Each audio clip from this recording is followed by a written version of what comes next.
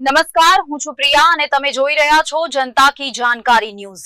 નજર કરીએ આજના સમાચાર ઉપર। વિશ્વ સર્પ દિવસની ઉજવણીના ભાગરૂપે ઘોડખર વન વિભાગ દ્વારા સેમિનાર યોજાયો। આજે વિશ્વ સર્પ દિવસ છે ત્યારે ધ્રાંગધ્રા ઘોડખર અભયારણ્ય વન વિભાગ દ્વારા ધ્રાંગધ્રાની પ્રાથમિક શાળામાં વિદ્યાર્થીઓને ઝેરી બિનઝેરી સર્પ વિશે વિસ્તૃત માહિતી આપતો સેમિનાર યોજી સર્પની રક્ષા વિશે સમજણ આપવામાં આવી છે। ધ્રાંગધ્રાની બ્રહ્માનંદ પ્રાથમિક શાળામાં અભ્યાસ કરતા વિદ્યાર્થીઓને વિસ્તૃત સમજણ આપી ઝેરી સર્પ સામે કેવા પગલાઓ લેવા તેમજ બિનઝેરી સર્પને હાનિ પહોંચાડ્યા વિના તેની રક્ષા કરવાની સમજણ આપવામાં આવી હતી।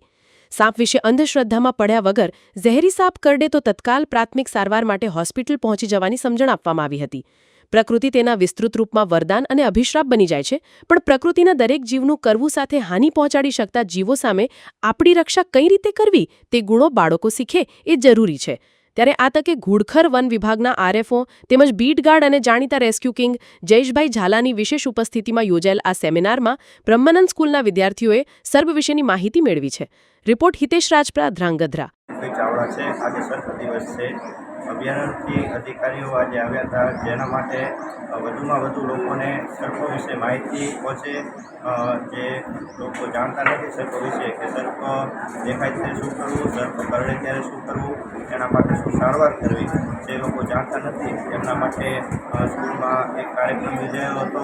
તેમાં બાળકોને શીખવવામાં આવ્યું કે કેવા સર્પ હોય, કેવા બિનઝેરી હોય, ઝેરી હોય, અને તે દેખાય અથવા કરડે તો શું કરવું પડે, અને તેના માટે બીજા જે અજાણ લોકો છે તેમને કેવી રીતે માહિતી આપી, એના માટે સ્ટાફ આવ્યો હતો અને તેમને બધાને માહિતી આપી।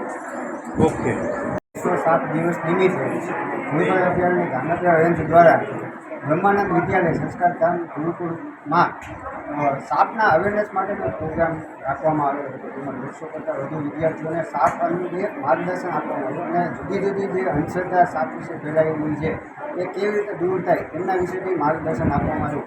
અને જ્યારે બી કોઈ સાપ કરડે તો તાત્કાલિક શું સારવાર કરવી એમના વિશે પ્રાથમિક માહિતી આપવામાં આવે।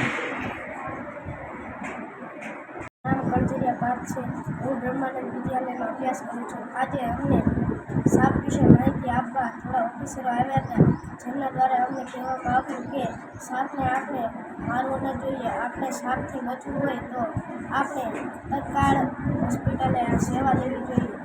અમુક સાપ ઝેરી હોય છે, અમુક સાપ બિનઝેરી હોય છે, તેના વિશે માહિતી આપી વગેરે વગેરે આપણે સરસ મજાની વાતો કરી।